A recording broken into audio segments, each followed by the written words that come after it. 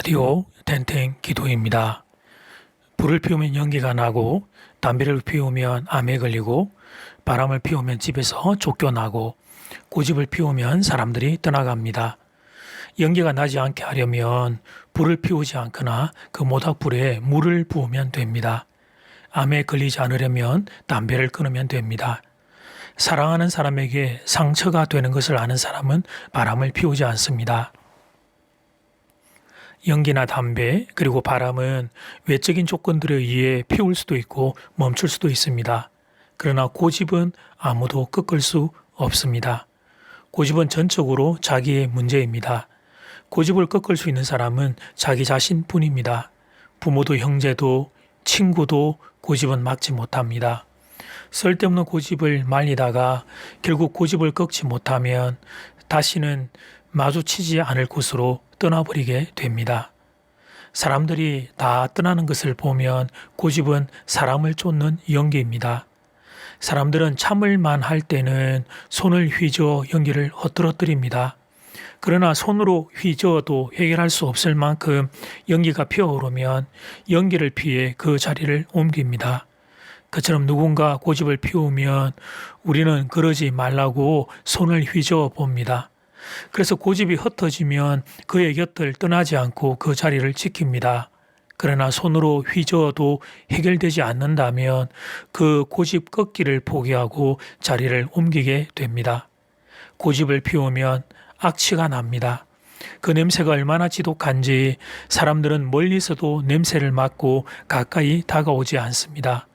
불을 끄듯 고집을 끄고 담배를 꺾듯 고집을 꺾고 바람을 잠재우듯 고집을 잠재워야 합니다. 고집을 피우면 좋을 것이 딱 하나 있습니다. 아무도 내 곁에 다가오지 않으니 인생이 조용해진다는 점입니다. 오늘 날마다 주캐로 교티 본문은 고린도후서 2장 1절에서 11절 말씀입니다.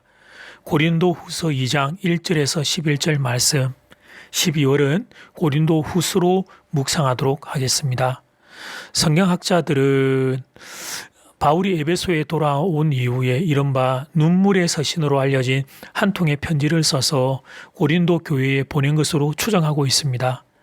이 서신은 기록으로 남아있지 않고 이 서신을 썼다고 딱 꼬집어 단정적으로 말하는 본문이 있는 것도 아닙니다. 다만 고린도후서 본문을 우리가 읽어가다 보면 그렇게 추정하는 내용을 만나게 됩니다. 오늘 본문도 그런 부분 중에 하나입니다. 이처럼 오늘날에 남아있지 않은 눈물의 서신에서 바울이 다룬 가장 중요한 주제 그 중에 하나가 바울에게 모욕을 가한 성도를 징계하는 문제였습니다. 이 문제가 바로 오늘 본문의 핵심 주제입니다. 그러면 바울이 어떤 마음으로 눈물의 서신을 썼는가를 말하고 있는 3절 말씀을 보겠습니다. 내가 이같이 쓴 것은 내가 갈 때에 마땅히 나를 기쁘게 할 자로부터 도리어 근심을 얻을까 염려함이요. 또 너희 모두에 대한 나의 기쁨이 너희 모두의 기쁨인 줄 확신함이로다. 아멘. 고린도 교회 성도들이 서로 기쁨을 주고받는 성도들 간의 만남으로 회복되기 위해서는 고린도 교회 성도들이 먼저 처리할 일이 하나 있었습니다. 그 일은 바울이 직전에 방문했을 때 바울에게 부당한 욕설 내지 폭행을 한 성도에 대하여 교회 차원에서 징계를 내리는 것이었습니다. 그래서 바울은 눈물의 서신에서 간곡한 마음으로 교회적인 차원에서 그 문제를 다루어주고 적절한 징계 내려줄 것을 요청합니다. 바울이 이런 요청을 한 동기는 자신이 받은 모욕과 억울함을 풀고자 하는데 있었던 것이 아닙니다. 다시 방문할 때 바울 자신도 고린도 교회 성도들을 기쁜 마음으로 대하고 고린도 교회 성도들도 바울을 기쁜 마음으로 대할 수 있도록 준비 작업을 하려는 데 있었습니다. 그런데 바울이 자신을 모욕한 성도를 징계하라는 것은 그 성도를 배제하고자 함이 아니었습니다. 그 일련의 과정을 통해서 그 성도가 자신의 잘못을 깨닫고 돌이키기를 원한 것이었습니다. 그래서 그 성도도 교회 공동체의 기쁨을 나누는 자리에 다시 돌아올 수 있도록 하기 위함이었습니다. 그렇다면 사랑하는 교회 여러분, 바울은 어떻게 이런 기대와 이런 소망을 가질 수 있었을까요?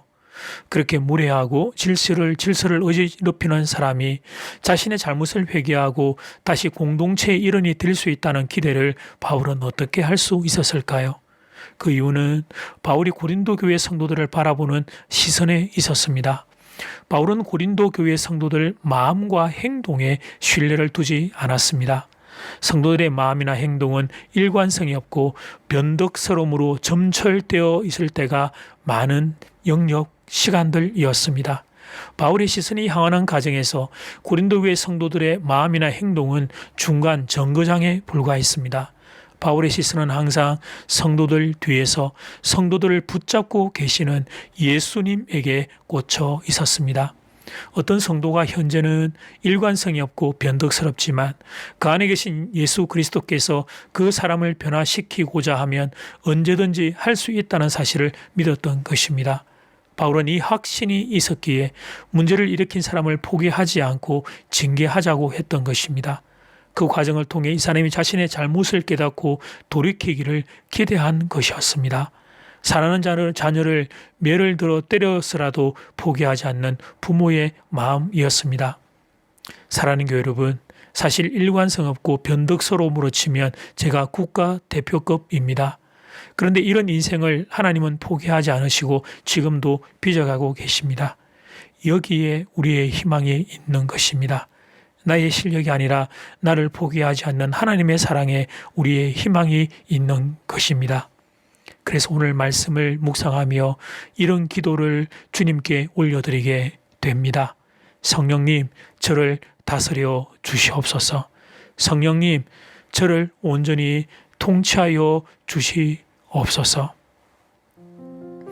이제 첫 번째 기도 시간입니다. 받은 말씀과 개인 기도 제목을 가지고 함께 기도하는 시간입니다. 이 시간 다 함께 마음을 모아 주님 앞으로 나아가겠습니다.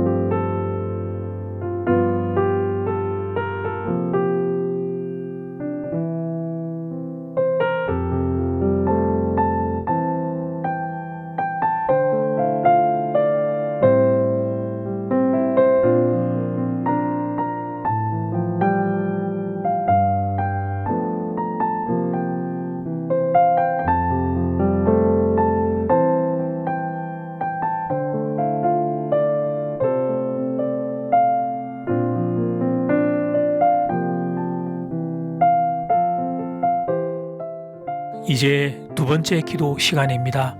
텐텐 기도 엽서 뒷면에 나라를 위한 기도 세 번째 항목입니다. 코로나 바이러스 확산을 멈추게 하시고 백신 개발이 속히 이루어지게 하소서. 사회적 멈춤으로 어려움을 겪는 자들을 긍휼히 여기사 살 길을 열어 주소서. 세상의 악한 도모가 끊어지고 성경적 가치관이 우리의 기준이 되게 하소서. 이 시간 다 함께 마음을 모아 기도드리겠습니다.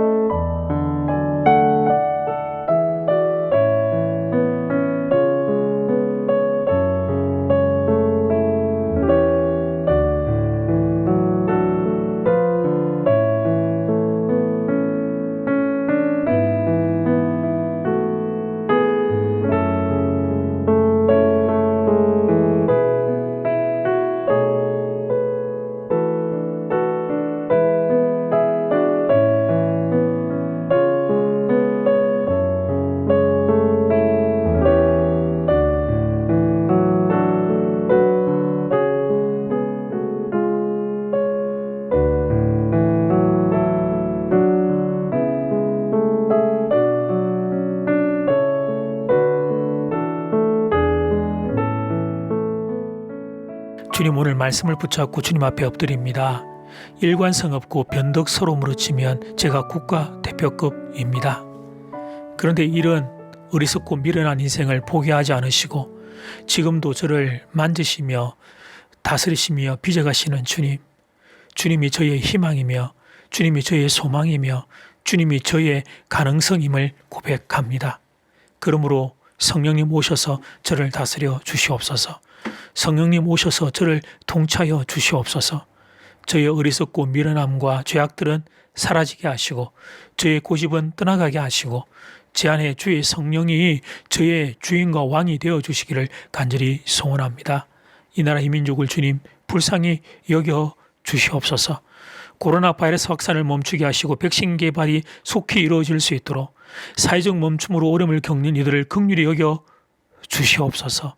세상의 악한 도모가 끊어지고 성경적 가치관이 우리의 기준이 되게 은혜를 베풀어 주시옵소서.